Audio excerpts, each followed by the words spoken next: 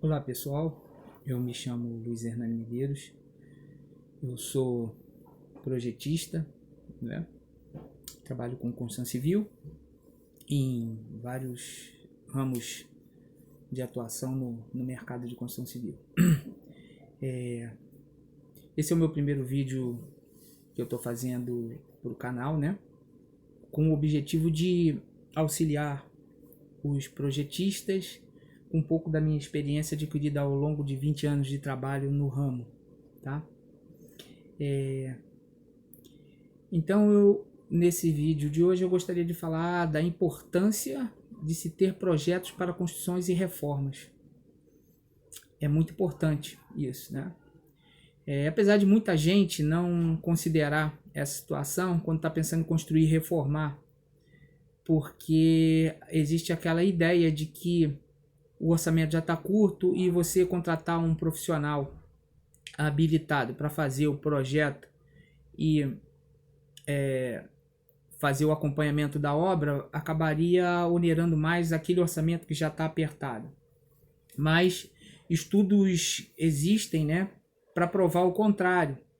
Às vezes a gente tem um excelente pedreiro e a gente um pintor, um pedreiro, e a gente acredita que em função disso ele vai fazer um desenhozinho e vai fazer o cálculo de material e aí está resolvido o problema, né? Existem alguns aspectos legais, né, e práticos, né, de segurança que dizem que essa máxima não é verdadeira, né? Você às vezes acaba gastando mais material do que poderia, porque se você tivesse um projeto, você teria condições de fazer o cálculo exato com uma margem de diferença desse material, que implicaria em você gastar menos, né? Existe uma disciplina na área de engenharia, né, que diz que é chamada controle tecnológico, né?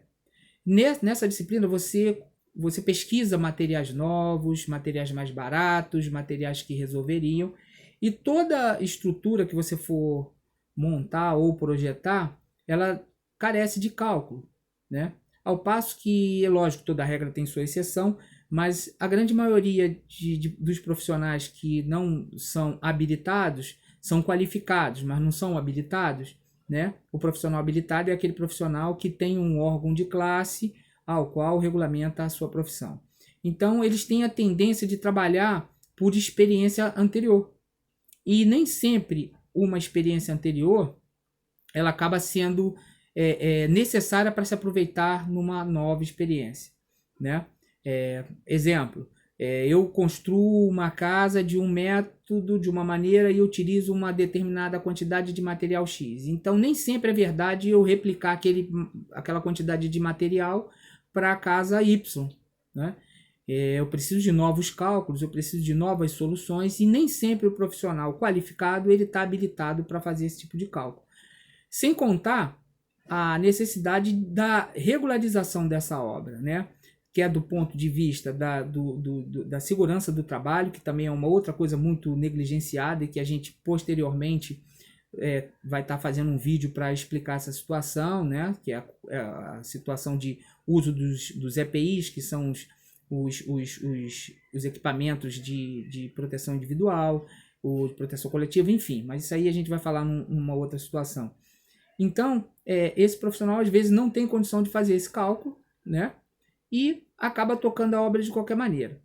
Então, existe uma série de coisas implicadas quando você vai fazer uma obra de construção ou uma reforma, que é, por exemplo, você conhecer a lei municipal de distribuição de solo, porque todo município ele tem uma lei de distribuição de solo.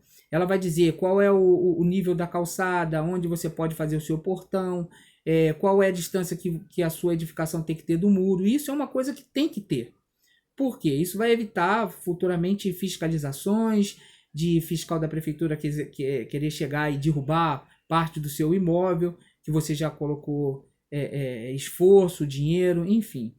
E o erro do cálculo de material. Eu mesmo, Conheço muitos exemplos de, por exemplo, profissionais que fizeram um cálculo de material, o cliente foi lá, comprou aquele material todo e sempre sobra muito tijolo, muito. Isso é ruim quando sobra, porque você acaba não tendo lugar para colocar, né? E gastando dinheiro a mais. Então, às vezes, né? Às vezes não, quase sempre, dependendo do tipo da obra, se ela não for uma coisinha muito pequena, vale a pena sim você contratar um profissional, tá? Os órgãos, os profissionais qualificados são aqueles profissionais que são os pedreiros, os pintores, enfim, que recebem qualificação para um determinado tipo de trabalho. E existem os profissionais habilitados, né? Os profissionais habilitados, eles são os engenheiros, os técnicos industriais e os arquitetos, né? E toda obra, ela precisa que seja emitido um documento que vai regularizar essa obra junto à prefeitura, que não é nem muito caro, né? Chama-se RT, Registro Responsabilidade Técnica, a RT. Pode ser emitida por um engenheiro filiado ao CREA, que no caso seria uma anotação de responsabilidade técnica, que o pessoal comumente conhece como ART. Poderia ser uma TRT, que seria o Termo de Responsabilidade Técnica, que é emitido por profissionais do Conselho Regional de Técnicos Industriais, ou uma RRT, ou um RRT, que seria o registro, né? O registro de responsabilidade técnica, que é emitido por um profissional do CAL, que no caso é um arquiteto, né? Todos esses profissionais são habilitados para trabalhar com obras de reforma, de construção, tá? Cada um tem suas atribuições específicas, mas nesse quesito as responsabilidades e as atribuições elas são semelhantes, né? E nesse caso é importante que as pessoas considerem isso, né? Porque você precisa fazer obras de arquitetura, você precisa fazer obras de estruturais, né? Você precisa fazer projetos de arquitetura, projeto de estrutura, você precisa fazer projeto de hidráulica, você precisa fazer projeto de elétrica, projeto hidrossanitário, projeto de gás. Às vezes, o profissional que vai fazer o serviço é um excelente pedreiro, mas ele não tem como ser versado em todas essas disciplinas, né? Implicando em, às vezes, você fazer um tipo de instalação que não vai utilizar a padronização das cores dos fios, das bitolas dos fios, porque no projeto elétrico, por exemplo, você tem que fazer os cálculos. Ao passo que se você faz um projeto, você não faz um projeto elétrico, você faz uma instalação elétrica subdimensionada, sem tomadas de uso específico, sem tomadas de uso gerais, você acaba fazendo com que a sua casa ela vire uma grande resistência e você não consiga diminuir a tua conta de luz. Então, outro exemplo, por exemplo, você faz uma instalação hidráulica baseado em tubulação de meia polegada, porque o fulano na casa tal fez de meia polegada e funcionou. Na sua talvez não funcione, vai depender da quantidade de equipamento, você precisa calcular isso, né? E aí o que acontece? Você vai passar eternamente a vida que você tiver dentro da sua casa tendo pouca vazão de água, que às vezes as pessoas confundem com pressão também, né? Que são duas grandezas completamente diferentes. Pressão é uma coisa, vazão é outra coisa. E nisso também você tem N coisas, por exemplo, instalação de gás fora de norma.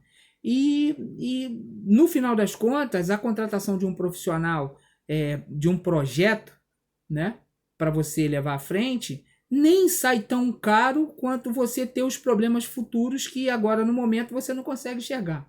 Então isso aí é uma situação que é importante. Então você deve fazer o projeto sim.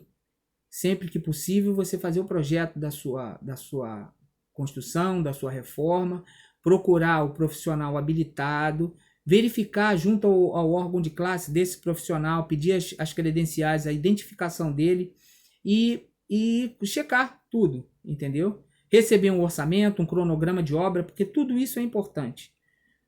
Então, com esse modelo, dificilmente você vai ter um problema futuro, tá? Até porque sai mais barato você fazer uma modificação no papel do que uma modificação depois daquilo que está construído.